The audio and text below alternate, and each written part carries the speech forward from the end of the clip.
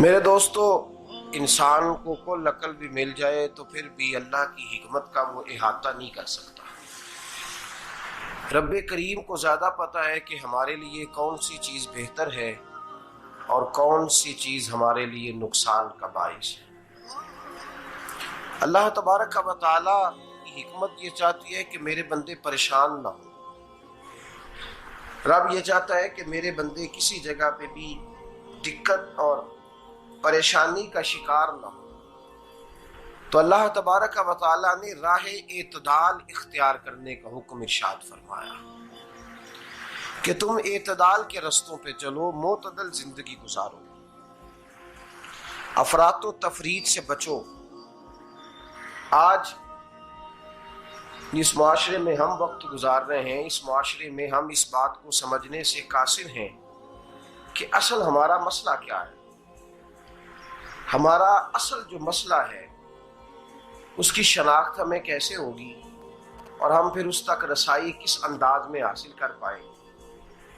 ہم ہمیشہ اپنی آمدن بڑھانے کے چکر میں رہتے ہیں، ایک کام اور شروع کر لیں، پارٹ ٹائم جاب شروع کر لیں، کوئی سائیڈ بزنس اس کا آغاز کر لیں۔ ہماری جو دوڑ لگی ہوئی ہے وہ لگی ہے کام بڑھانے میں، آمدن بڑھانے میں۔ حالانکہ اسلام ہمیں یہ کہتا ہے کہ تو آمدن بڑھانے کے چکر میں نہ پڑ، اصل بات یہ ہے کہ تو اپنے خرچے کنٹرول کر۔ تنگ انسان وہ نہیں ہوتا جس کی آمدن تھوڑی ہوتی ہے۔ یہ توجہ کیجیے گا میری بات، یہ قیمتی بات ہے اور گفتگو ساری کا لب لباب ہے۔ تنگ بندہ وہ نہیں ہوتا جس کی آمدن تھوڑی ہوتی ہے، اصل پریشان وہ ہوتا ہے جس کے خرچے زیادہ ہوتے ہیں۔ اور ہمارا جو روزمرہ کا نقصان ہو رہا ہے نا، وہ آمدن کے معاملات میں نہیں ہو رہا۔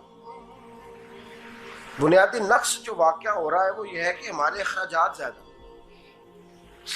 اور وہ اخراجات کسی اور نے نہیں بڑھائے، وہ خرچے ہم نے خود بڑھا لیے ہیں اور اب ہمیں اس کا نقصان بھگتنا پڑ رہا ہے۔ اور اگر آپ صحیح معنوں میں ٹٹولیں تو جو بہت امیر لوگ ہیں وہ تو ان خرچوں سے بچ گئے۔ میں نے بہت سارے ایسے ختمات میں شرکت کی ہے، میں بہت ساری ایسی جگہوں پہ گیا ہوں کہ جہاں لوگوں نے بڑا مختصر سا ختم دلایا ہے تو ہو گیا ہے ختم۔ ختم کے معاملے میں کب کسی نے پابندی لگائی ہے کہ اس میں 200 آدمی شریک ہوگا تو تب یہ سال ثواب صحیح ہو سکے گا؟ کون کہتا ہے؟ یا شادی کے موقع پر اگر سارے بہن بھائیوں کو نہ بلایا گیا تو میری شادی پایہ تکمیل تک نہیں پہنچے گی، اس میں برکت نہیں ہوگی، یہ کس نے فتویٰ دیا ہے؟ معتدل زندگی کا اسلام حکم دیتا ہے۔ میں پڑھ رہا تھا کہ ایک بہت بڑا صدر ہے، غالباً سوڈان کے صدر کی بات ہو رہی تھی، تو اپنے بیٹے کی بارات لے کے گیا تو 4 لوگ گئے ہیں بارات اور 15 لوگوں کا اس نے اہتمام کیا اپنے گھر میں کھانا کھانے کا۔ تو کیا شادی ہو گئی کہ رک گئی؟ تو بھئی راگ الاپنا اس بات کا کہ بڑی پریشانی ہے، کوئی سائیڈ بزنس شروع کیا جائے فلان جگہ فلان جگہ فلان جگہ، تو اصل معاملہ یہ ہے کہ پہلے ایک بندہ کماتا ہے تو پھر بھی گھر ہی چلتا ہے، پھر بڑا بیٹا ساتھ شامل ہوتا ہے تو پھر بھی گھر ہی چلتا ہے، پھر منجلا بیٹا شامل ہوتا ہے تو پھر بھی گھر ہی چلتا ہے۔ جو رونا دادا جی رویا کرتے تھے کہ بڑی مصیبت ہے، بڑی مشکل ہے، گاؤں میں رہ اکیلے ہوتے تھے اور وہ 5 بچوں کو اور 4 بچیوں کو وہ پالتے تھے، تو جو وہاں پریشانی تھی وہی آج پریشانی شہر میں آ کر پڑھ لکھ کر موٹی تنخواہ لے کر وہی پریشانی ہمیں ہے۔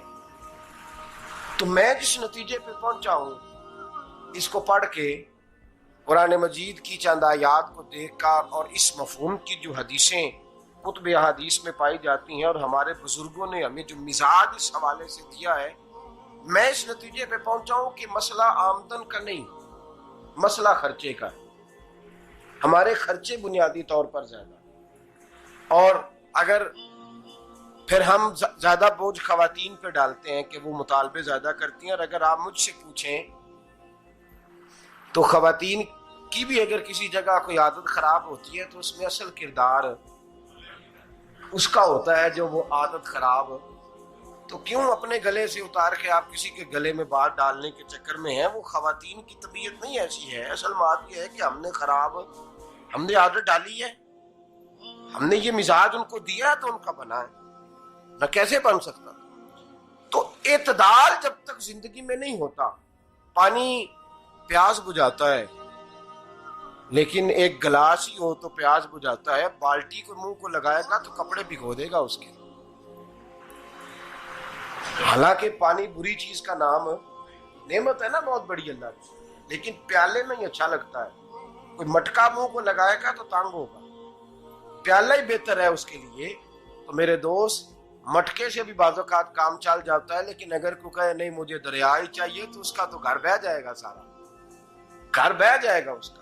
ہمیں دریا قابو کرنے کا موڈ بنایا ہوا ہے تو اس سے گھر بہا کرتے ہیں، اس سے گھر بنا نہیں کرتے. گھر پیالے سے پانی پینے سے بنتا ہے. اگر تو دریا پہ قبضہ کرنے کا موڈ بنائے گا تو گھر بنے گا نہیں، گھر بہ جائے گا. آگ نہ ہو تو کھانا پک نہیں سکتا، لیکن ہلکی آنچ سے کھانا پکتا ہے.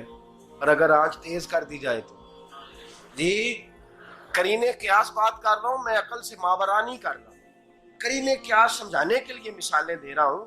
ہلکی آنچ پہ کھانا پک جاتا ہے اور آگ تیز ہو تو کھانا جل جاتا ہے.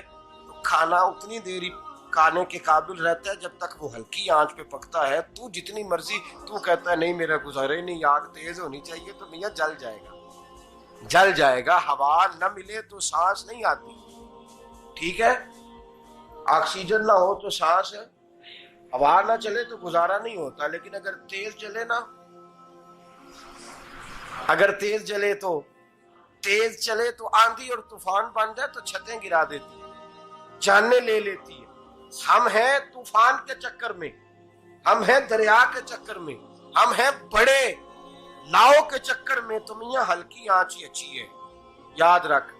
اور ایک گلاس پانی کا اعتدال سے ملتا رہے تو وہی ملتا رہے، ضرورت کے وقت وہی بہتر ہے.